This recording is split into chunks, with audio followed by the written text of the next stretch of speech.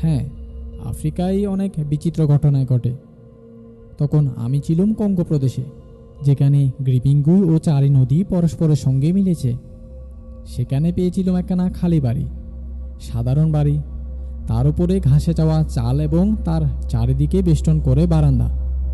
প্রথম দিনে আমার মালপত্তর বারান্দাতেই তোলা হয়। পাহারা দেওয়ার জন্য রাত্রে সেখানে রইল দুজন বেয়ারা। রাত 9টা বাজতেই 900 ওজনের পর শয্যায় গিয়ে আশ্রয় নিল এবং ঘুমিয়ে পড়তে বিলম্ব হলো না।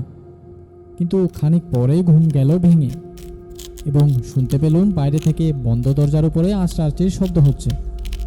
চেঁচিয়ে জিজ্ঞেস করলুম, কারোর সাড়া নেই, কিন্তু শব্দটা গেল থেমে। ভাবলুম কোনো জন্তু জানোয়ার হবে, আর মাথা না ঘামিয়ে আবার ঘুমোবার চেষ্টা করলুম। কিন্তু অল্পক্ষণ পরেই আবার আঁচড়াআঁচড়ির শব্দ। আবার শুধুলুম, কিন্তু কোনো সাড়া না পেয়ে উঠে আলো জেলে ঘরের দরজা খুললুম। কোথাও কেউ নেই। বারান্দায় শুয়ে ঘুমিয়ে আছে কেবল আমার দুজন বেয়ারা। কিছুই বুঝতে না পেরে দরজা বন্ধ করে আলো না নিভিয়েই আবার বিছানায় গিয়ে শুয়ে পড়লুম। কিন্তু মিনিট কয় যেতে না যেতেই ফের শুরু হলো সেই আঁচড়াআঁচড়ি। এবারে ভারী রাগ হলো।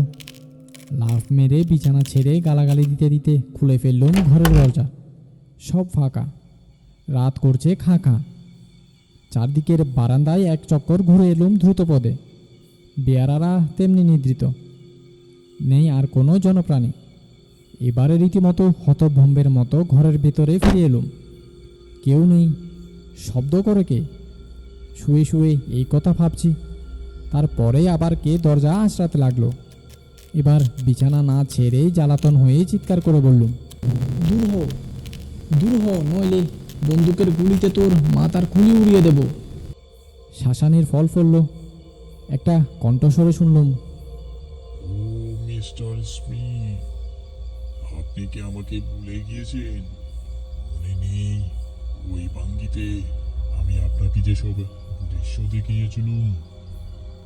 সিয়েরা লিওনের একজন কালা আদমির সঙ্গে পরিচয় হয়েছিল। মনে হলো তারই কণ্ঠস্বর। স্থানীয় লোকদের বিশ্বাস সে হচ্ছে জুজু মানুষ, অলৌকিক জাদু জানে। আমি বললুম, হ্যাঁ মনে পড়েছে, কিন্তু কোথায় তুমি? বাইরে গিয়েও আমি তো কারোকে দেখতে পাইনি। উত্তর হলো, হতে পারে, কিন্তু আমি এখানে আছি। আচ্ছা, একটু সবুর করুন, আমি আপনাকে আরো কিছু দেখাবো। বিছানা থেকে নেমে চেয়ারের ওপরে বসে আমি আরও কিছু দেখবার অপেক্ষায় রইলুম। এখানে এই ঘরের ভেতর থেকে আরও একটা ঘরে যাওয়া যায়। মাঝে আছে একটা দরজা। সেই দিকে তাকিয়ে দেখি, কি আশ্চর্য, দরজার মাথার উপরে রয়েছে একটা কালা আদমির মুখ। অবাক হয়ে ভাবছি, কেমন করে ওই অসম্ভব জায়গায় তার আবির্ভাব হলো। হঠাৎ সে জিভ বার করে আমাকে বেঞ্চি কাটলে। না, এতটা বাড়াবাড়ি সহ্য করা অসম্ভব। আমি তেরিয়া হয়ে তার দিকে ছুটে গেলাম। সঙ্গে সঙ্গে অদৃশ্য হয়ে গেল মুখখানা। সেই দরজাটা খুলে ফেলে তার পেছনে দৃষ্টি নিক্ষেপ করেও কারুর ঠিকই পর্যন্ত আবিষ্কার করতে পারলাম না। আবার দরজা বন্ধ করে চেয়ারের ওপরে এসে বসে পড়লুম, দস্তুর মতো ভেবাচাকা খাওয়ার মতো। কে হেসে উঠল আচম্বিতে। চোখ তুলে দেখি দরজার টঙে আবার সেই কালা মুখ। আবার সে আমাকে বেঞ্চি কাটছে। এবার আমি আর চেয়ার ছেড়ে উঠলুম না, নাচারের মতো বসে রইলুম চুপচাপ। একটু পরেই মুখখানা মিলিয়ে গেল।